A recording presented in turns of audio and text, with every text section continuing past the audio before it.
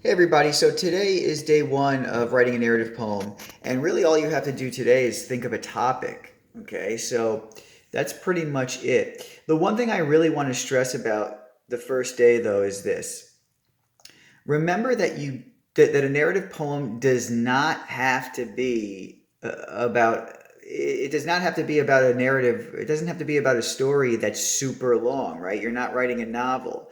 So remember that a poem on the underground wall is really just the story of, a person writing graffiti, and probably if it happened in real life would only have taken about 4 minutes or something like that. He's the guy is in the train station waiting for the last train to leave. Train leaves, he does the graffiti, he runs out. It's very short.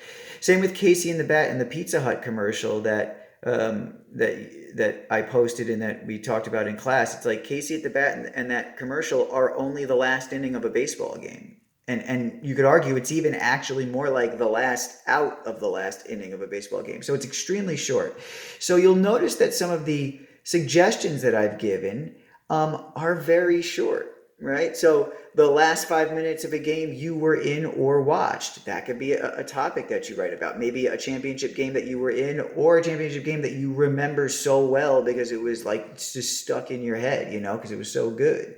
You'll notice here that I have stuff in here like a moment from the outsiders, a moment from night, a moment from the giver. If you want to take a moment from the outsiders and make it into a poem, you can do that, but not the whole book, right? Just maybe the death of Bob or the death of Johnny or the scene where Ponyboy and Johnny are watching the sunset, like that scene, right? Where he blows the smoke ring and he's watching the thing. He says, man, I wish I could paint this, right? Like you can make that into a poem. Like you could tell that very, very short story. You could even make an episode of a show that you love into a poem, right? Where you just tell the story poetically, right? Capture that moment. So you'll see a few examples here.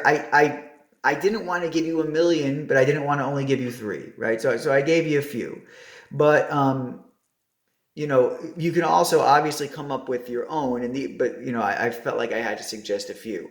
If you go online and look up like narrative, uh, like prompts and stuff like that, a lot of times you can get a list of like 1,000, and I think that's a little bit overwhelming, honestly.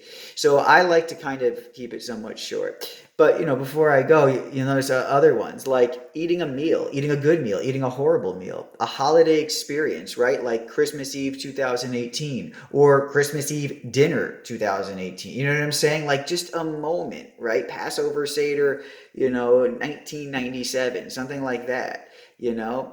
Something very short. Okay. So all you're really doing today is coming up with an idea.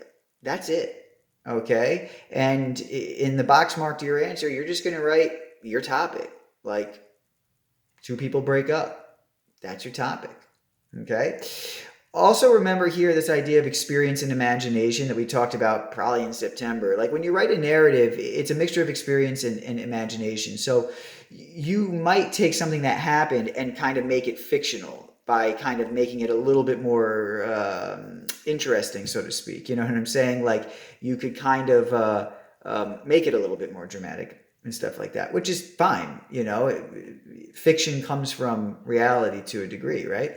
So that's pretty much it. Remember that you're writing a narrative poem, which means it should tell a story, but that story does not have to be very long at all, okay, as you've seen from the narrative poems we've looked at.